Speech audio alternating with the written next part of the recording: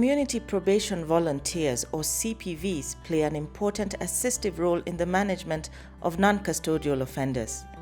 In Kenya, the Community Probation Volunteers Program was established in 2005, seeking to assist with information gathering, offender supervision, reintegration, and other services. CPV is a person who has been selected or appointed by probation department to assist a probation officer in dispensation of his duties.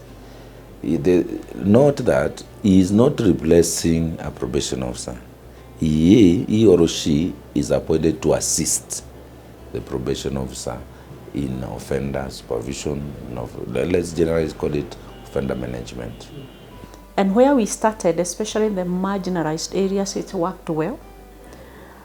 And we went on improving so that every county has the program running.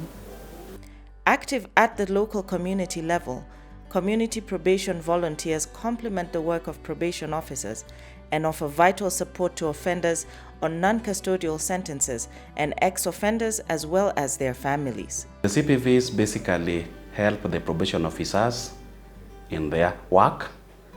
They are gathering information in the area of supervision and also awareness creation in the community where they are stationed. They also help us in monitoring because they are closer. A probation officer requires to meet an offender maybe once a month. But a volunteer who might be very close to where the offender is can see that offender more often, and therefore keep informing us, keep updating us. And that network is very, very important, and it impacts well in the rehabilitation and supervision of offenders. Ingewezekana hata kila kijiji kuwe na volunteer, kwa sababu ile kitu najua kina madam saa zingine wanapata ni tracing ya wale mtu akipeana details yake kimakosa, huyo mtu atapatikana. Probation officer akijua huyu mtu amesema ni Diesel village, village gani, village fulani, akiandika tu ni rahisi kwake kujua hiyo village iko na VPO, itakuwa ni rahisi kwake kutrack. The use of CPVs has brought many benefits to probation work.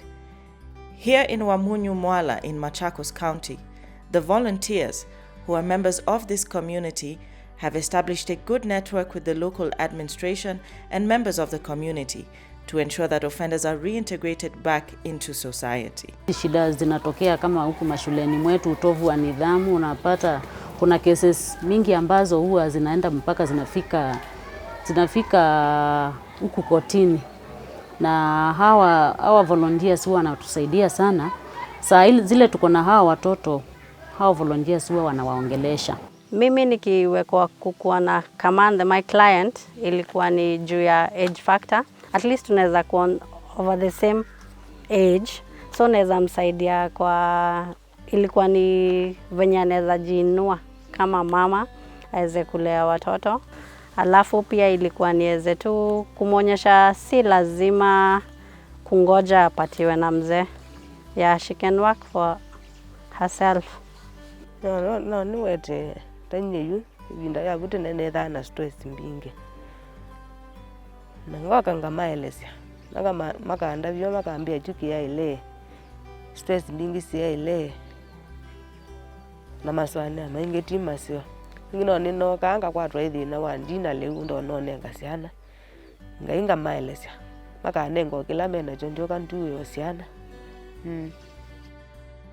The use of CPVs in communities like this has helped mitigate any feelings of suspicion and mistrust for probation officers in certain parts of society and overcome inadequate community participation in offender management. We decided that we will consider the principle of proximity. Those days they would do long distances. But we decided to come up with a bigger target in terms of numbers, so that the volunteer and the offender are close in terms of where they live, where they come from, and that greatly reduces costs of communication, because it's walking distance. You don't need airtime. Very little in terms of cost implications.